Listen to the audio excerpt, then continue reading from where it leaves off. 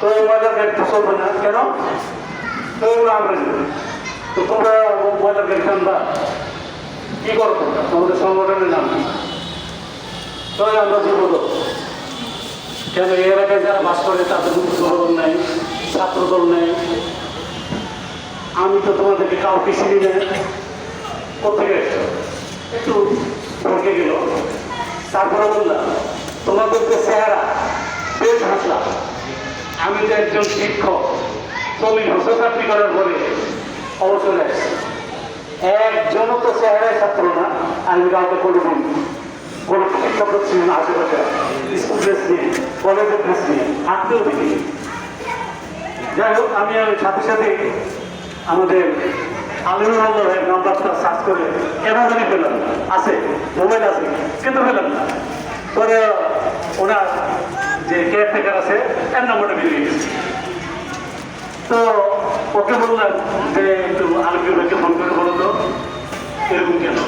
আর তো সাহেবের কথাও বললাম যে ওই করতে আমি ওদেরকে একটু ভরকাই দিলাম। তারপরে ওরা কিছু পায়ে চলে এগুলোকে আমরা নিয়ন্ত্রণ সরাসরি করতে পারি না।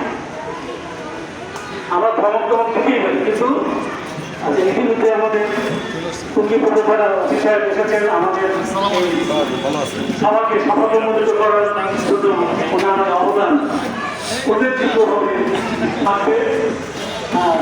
আমরা ওনার হস্তক্ষেপ কামনা করবো অন্তত দিনে একবার এবং রাতেও একবার, যেন উনি ওনার প্রশাসনের লোকজন নিয়ে আমাদের এই মহল্লায় শহরের ব্যবস্থা করে। এই জন্য ওনার দৃষ্টি আকর্ষণ করছি। তাহলে আমরা আরো একটু সিকিউরিটি ফিল করবো। ধন্যবাদ সবাইকে। অনেকে আপনারা এই গরমের মধ্যে কষ্ট করে আসছেন, ধৈর্য ধরে থাকবেন, কথাবার্তা শুনবেন, সহযোগিতা করবেন যাতে এলাকার শান্তি শৃঙ্খলা বজায় থাকে।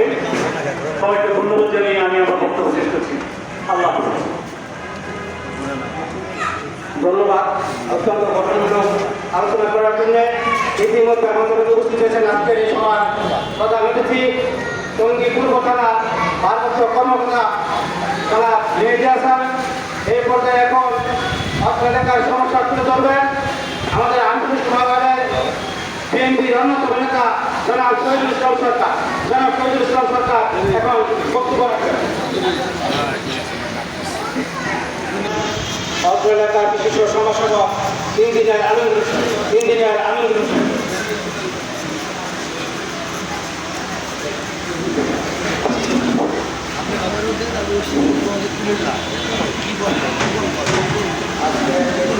মাদক চুরি